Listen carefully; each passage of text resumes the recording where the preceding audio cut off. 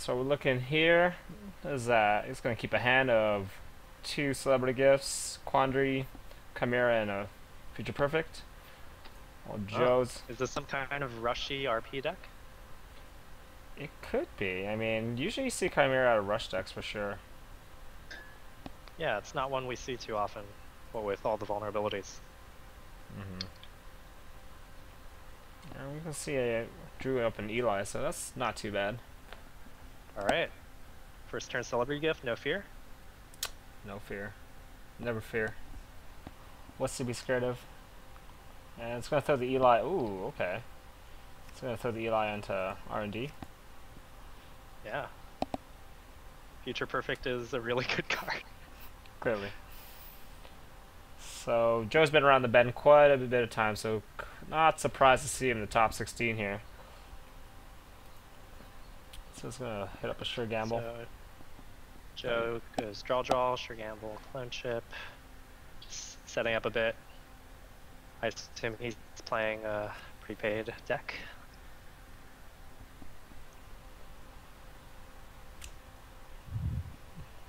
So it looks like we're going to have 2 barriers now up. So that's an Eli and a Himitsubako. I haven't seen Himitsubako much either, to be honest. It's a nice role player for Jinteki.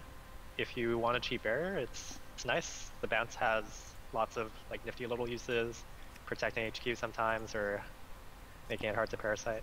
Yeah, protecting it from legwork, I think, is quite the common thing to protect Yeah. HQ from. So Joe's just willing to just draw twice and lucky find. So he's not finding his prepaids to hit up his engine, but he's gonna have to discard a card here because of it. So he'll discard Scavenge. Yeah. Paranoid's draw seems a little awkward, though he's still raking in the bucks like prepaid Kate does. I'm really curious about cspieker's deck. It looks quite interesting because I've been interested in trying to make a Jinteki Rush deck work. Wow, and we're gonna see a successful demonstration here too. Awesome. I dig it. It's good with Chimera and maybe Nisei Mark II. Probably Caprice. So drawing up twice, seeing a Diesel and a same old thing now.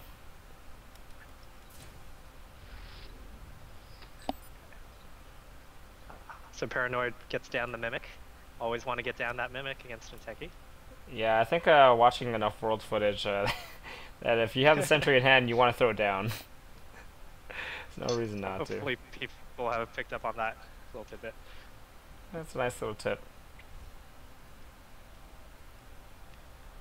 So I'm gonna install another piece of ice on the remote and install a card in there. Did you catch what those cards were? I did not. I was busy looking at the chat for a quick moment.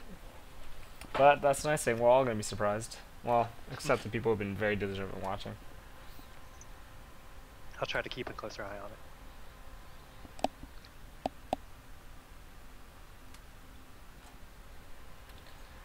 Wow, so we got 3 clone chips out. That is quite intense. Oh, we see a day job inside this prepaid also. Okay. Ooh. Yeah, I think at this point is where Joe kind of wishes those were prepaids instead of clone chips. So okay. Yeah, a little. So we're gonna see a Jackson draw here, and we're gonna see another Caprice with a hedge fund, which is not too bad, but it's gonna allow him to do a celebrity gift here, which is a lot more important. And yeah, he's opting not to show the tech, to show the successful demonstration, which is pretty key. Like it. Yeah, I'm loving cspieker's deck. It looks pretty similar to what I ran at the first store champ I won. Oh, cool. Okay. And he ditches the NAPD. Yep. Kind of makes sense. Okay, there we go. Finally find one prepaid. Sigh of relief. He also hasn't found any SMCs yet. So if cspieker can rush through an agenda, but I guess he's not seeing the agendas he wants to rush, so. No, he definitely wants to see an essay first to get that counter, because those counters are really amazing. Yeah. The other agendas that he's playing don't seem to be that great for him to score. Oh, I think, and cspieker is going to use the Jackson here. He's going to pop it off. And he's going to try to score the NAPD here. Oh, wow. He drew a second NAPD? Yep. So this is pretty interesting. I like it. You have to make a move at some point, or Kate will just keep building and wrecking R&D or whatever she wants to do. Mm-hmm. He's going to set up the astrolabe. I wonder if Joe's going to forfeit this agenda or not. I wonder what he's thinking. Oh, okay. Yeah, he's going to forfeit this agenda. He could run it with an SMC? No. No, he needs one more He click wants to to go. just get rid of his cards. He needed one more click to kind of make that happen because of RP. Oh, yeah. Yeah. That click compression is so powerful. So, Joe's going to get lucky on this. He's not gonna see an essay, so it's going to be a bit of a sigh of relief. Yeah. Just a huge difference.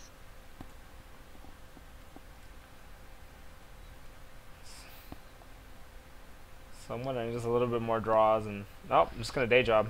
Gonna take the $9 value out of this.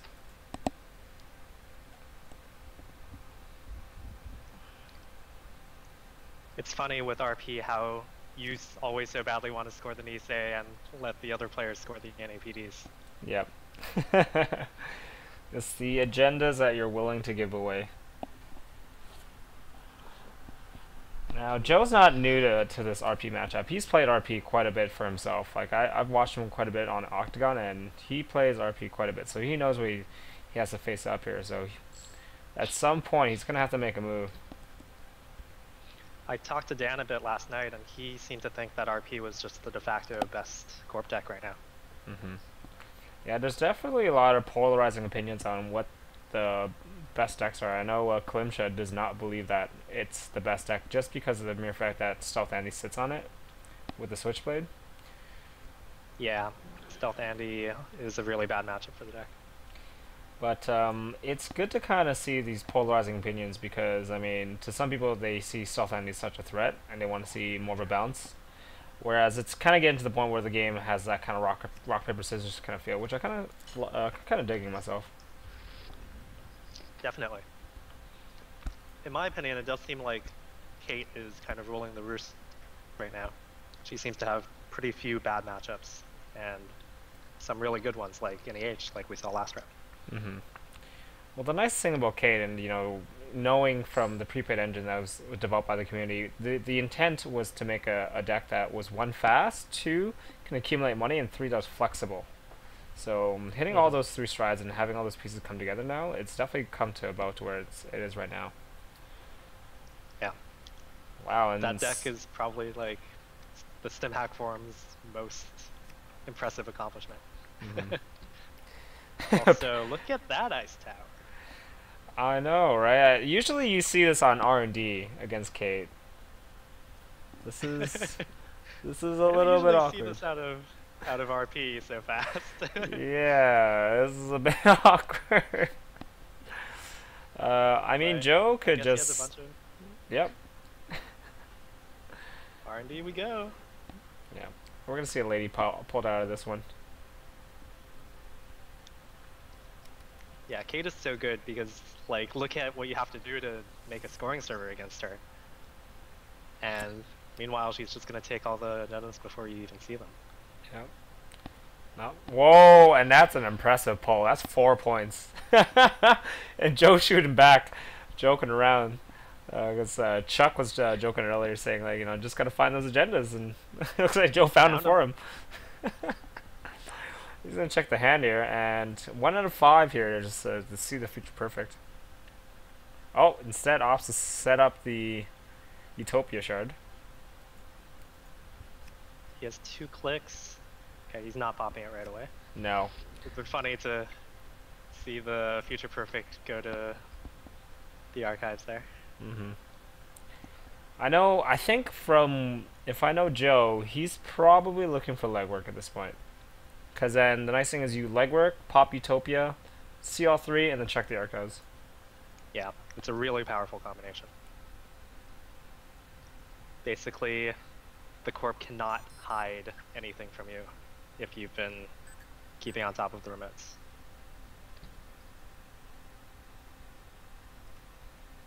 Alright. cspieker decides he has to make a move, which is probably smart. He has to push this future perfect through before his R&D becomes super vulnerable again. I guess it already is, because Maker's Eye hit 2 agendas. Mm-hmm. Hopefully before Paranoid finds his second Maker's Eye. Yeah. Oh, so it's just gonna set up the Cyber Siphons Is Paranoid remote. going for? Nope. No, can't. So wow, we're gonna see just a future perfect being scored here, and this is pretty detrimental because forcing out an essay play can hurt a little bit here. Yeah, well now cspieker just needs to guard R&D, and depending on what ice he has on that monstrous remote, he might be able to just push an agenda through with Caprice, assuming he can see an agenda. Okay, and there we go. So we see the legwork. Okay. Oh, he's Yeah, gonna it's same probably- thing Maker's Eye. Okay. So he has the read that there are no agendas, which is right. You know, it Or makes he'll sense. just legwork. Yeah. He'll probably legwork after this. Whoa, a philotic. Got it. Yeah, so it makes sense. So kind of logistically, if the corp is trying to score out the 5-3 rather than trying to get out an essay, then that could signal to you that he doesn't have the agenda in hand. So That's true.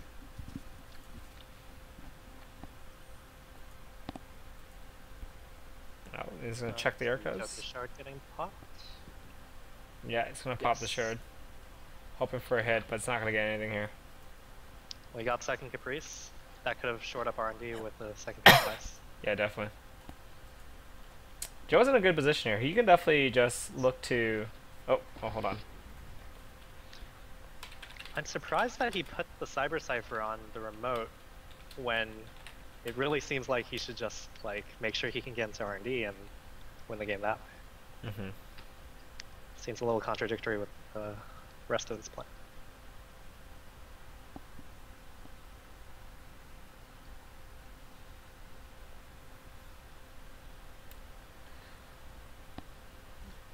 So yeah, we're gonna have to look to show up R&D here because, yeah, that makes sense. Forces a scavenge or something from Kate in order to get in. Mm-hmm. And he's probably going to play ELP because it can't possibly have a downside of fading now. I don't see no reason why not to play LP because I mean he's stealing lots of Going to gems last just for may the rest lose. of the game. Exactly.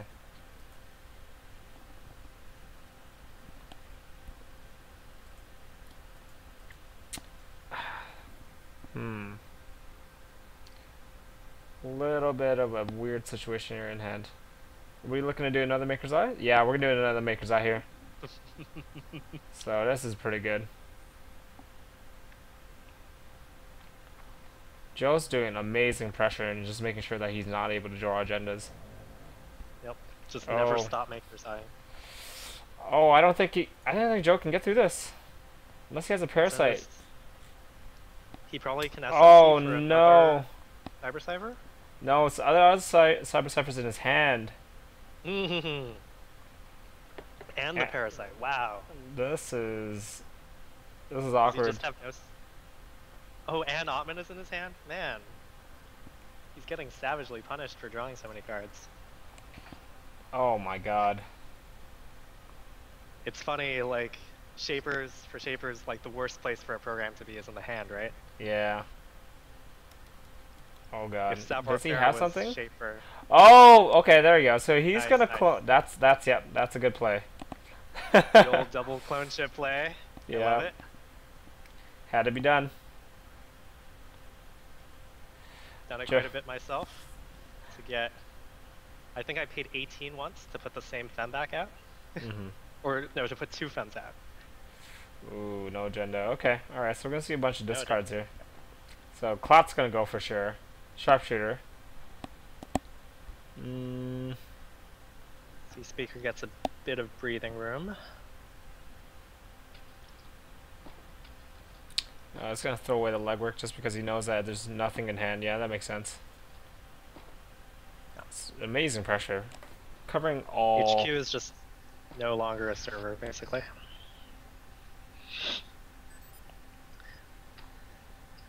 So cspieker probably goes.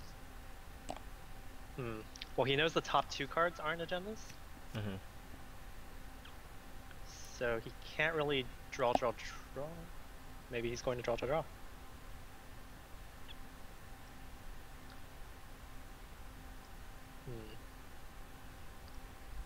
So now R&D is vulnerable again. There could be an agenda on top. Yep.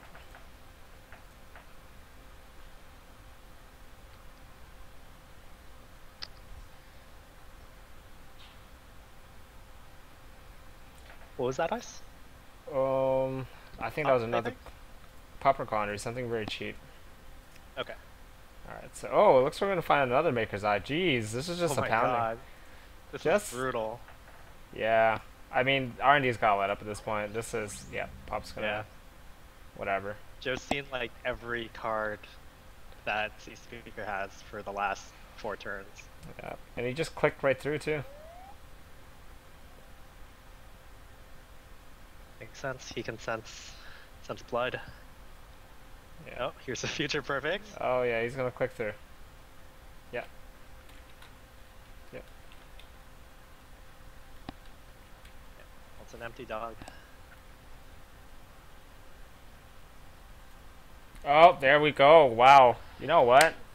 Amazingly done, Joe. Like, you see a lot of prepaid Kates, and he had a very awkward draw at the start, but seeing the level of aggression, like, he made sure he counted those cards every time, and we could see there's a reason why he's second right now in the top 16 of this invitational, and that was, without a doubt, very sharp play there. Yeah, that was a beautiful game.